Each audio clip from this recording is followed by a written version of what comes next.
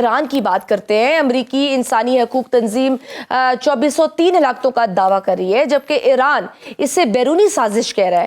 آپ کے دفاعی تجربے کے مطابق who controls the narrative in modern hybrid warfare?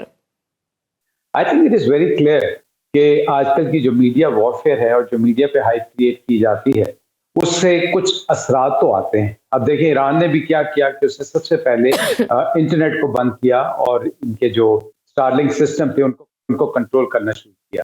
But جو بھی آپ کہہ لیں حقیقت تو یہ ہے کہ احتجاج ہو رہا ہے, بھرپور طریقے سے ہو رہا ہے, اور یہ احتجاج جو ہے یہ نظام بدلنے کے میرے خیال میں نہیں ہے بلکہ اس کی بنیادی اکائی جو ہے وہ اصلاحات کی طرف جاتی ہے. اب اس اصلاحات کو لینے کے لیے جو امریکہ کی خواہش ہے یا اسرائیل کی خواہش ہے وہ نظام بدلنے کی ہے, جبکہ ایسا ہوگا نہیں.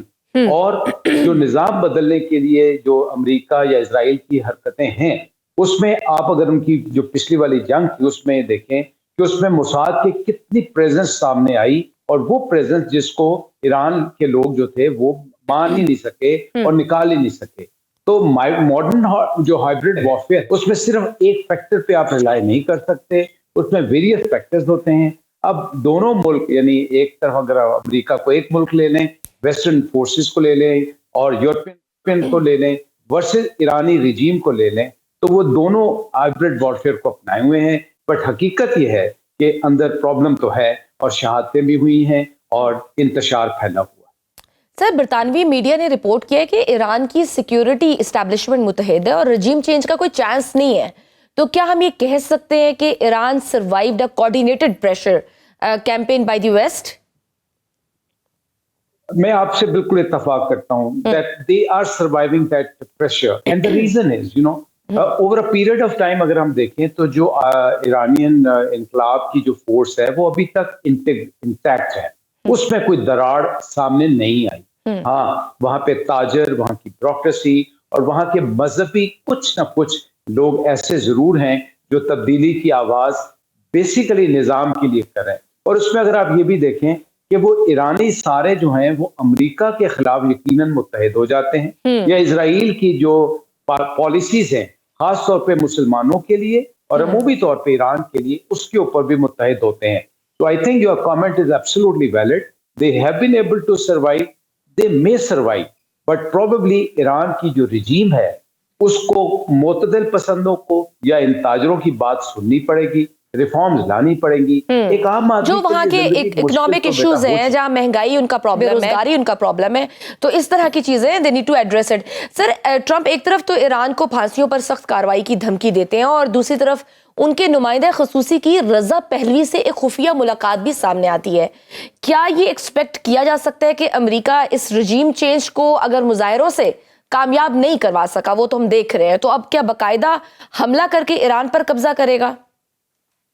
میں آپ کی پہلی بات کو تھوڑا سا تسلسل دینا چاہوں گا کہ لوگ پریشان ہیں, افراط زر ہے, کرنسی ڈی ویلیو ہو چکی ہے, بے روزگاری ہے اور بہت سی پابندیاں جو ایران کے اوپر لگی, جس میں میری ذاتی رائے میں غلط بھی ہو سکتا ہوں, بٹ ایران کی جو فورن پالیسی ہے جس میں انہوں نے اپنا فٹ پرنٹ دوسرے ملکوں میں رکھنے کی کوشش کی, دوسری طاقتوں کے توازن میں خلل اندازی ڈالنے کی کوشش کی, اس کی وجہ سے افراتفری بھی آئی اور خاص طور پہ نوجوان جیسے آپ نے بھی فرمایا بے روزگار ہوا تو وہ پریشان ہے. لیکن رضا شاہ پہلوی کا میں کوئی رول دیکھتا نہیں ہوں. جیسے میں نے پہلے کہا کہ نظام کی رجیم کی بدلی جو ہے وہ میں نہیں دیکھ پا رہا. شاید ایسا ہو جائے کہ ان کا کنٹرول ضرور رہے, جو ایگزسٹنگ پاورز ہیں معتدل لوگوں کو یہ لے کے آ جائیں. لیکن ایک بات میں اور آپ اتفاق کریں گے کہ جو شورش پنپ رہی ہے, جو افراتفری ہے, جو لوگوں میں اضطراب ہے, وہ اس طرح ختم نہیں ہوگا. ان کو لانگ ٹرم میں اسٹریٹجک لیول پہ کچھ نہ کچھ کرنا پڑے گا. لیکن امریکہ کی جو رضا شاہ پہلوی کے ساتھ کوشش ہو رہی ہے وہ کسی طور بھی میرے خیال میں کامیاب نہیں ہوگی. سر, یہ تو خیر ایران کی سچویشن تھی. خطے میں ایک اور بڑی ڈیولپمنٹ بھی ہوئی ہے کہ آرمی چیف نے پہلی بار واضح طور پر یہ اعتراف کر لیا ہے کہ آپریشن سندور میں ان کے جہاز گرے اور حکومت عملی طور پر فلاپ ہوئی ہے. بطور سابق فوجی افسر آپ اس اعتراف کو بھارتی فوج کے لیے عالمی سطح پر کیسے دیکھتے ہیں؟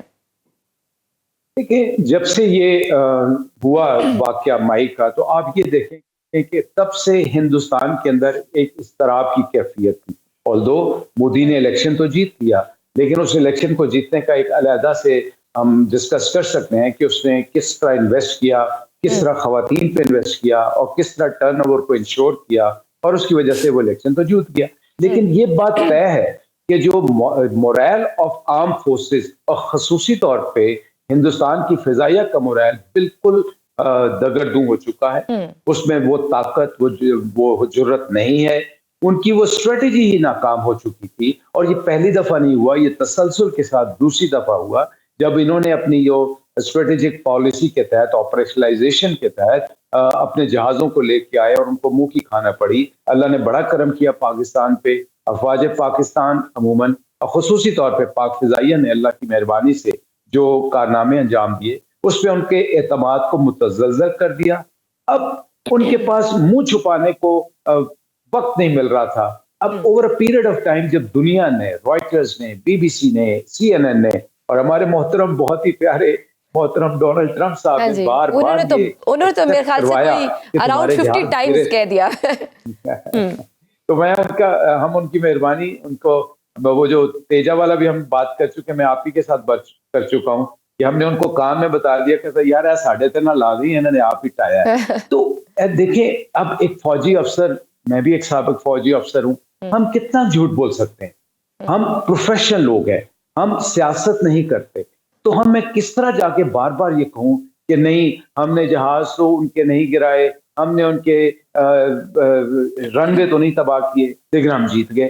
یہ کیسے ہو سکتا ہے؟ Obviously, جب جہاں آپ کے پاس پروفز بھی نہ ہو. سر آپریشن سندور کے بعد ہم دیکھ رہے ہیں کہ پاکستان کی دفاعی صنعت دنیا میں چھا گئی ہے، اور اب انڈونیشیا 40 سے زائد JF-17 تھنڈر اور شاپرڈ ڈرونز خریدنے کے قریب ہے. یہ پاکستان کے لیے strategically how big is this deal? دیکھیں میں اس پروگرام کے ساتھ اٹیچ ہوں الحمدللہ پاکستان ایئر فورس کی وجہ سے، تو مجھے کچھ چیزوں کا اندازہ ہے. ہم صرف انتظار کر رہے ہیں. میرے خیال میں یہ الحمدللہ پاکستان کی دفاعی خود مختاری کی طرف ایک بہت بڑا قدم ہے. میں ہمیشہ سے یہ کہتا ہوں کہ JF-17 ایک پرکشش متبادل جہاز ہے، اور اس میں یہ جو آپ نے اشارہ کیا ہے یہ صرف بزنس ڈیل نہیں ہے. اس کو ہمیں یہ دیکھنا چاہیے کہ اللہ کے فضل سے ہماری جو ٹیکنالوجیکل میچورٹی ہے، جو ہماری اسٹریٹجک ڈائریکشن ہے، اس میں ہم ایک یوزر یا ایک ایکسیپٹنس آف دی ٹیکنالوجی والا ملک نہیں رہے، اور ہم صرف صارف نہیں رہے، بلکہ ایک باعتماد فراہم کنندہ ایکسپورٹر آئیں گے، اور اس جہاز کو ایکسپورٹ کر رہے ہیں جس نے الحمدللہ ہماری ٹرمز میں، پروفیشنل لینگویج میں بات ہوتی ہے کہ وار پروون. تو یہ کامبیٹ پروون جہاز ہے، کامبیٹ پروون ایسٹ ہے. تو آپ کی بات کہ یہ اسٹریٹجک ڈائریکشن میں الحمدللہ ایک بہت بڑا قدم ہوگا اگر ہم اس کو صحیح معنوں میں اس کو ایکسپلائٹ کر سکیں انشاءاللہ.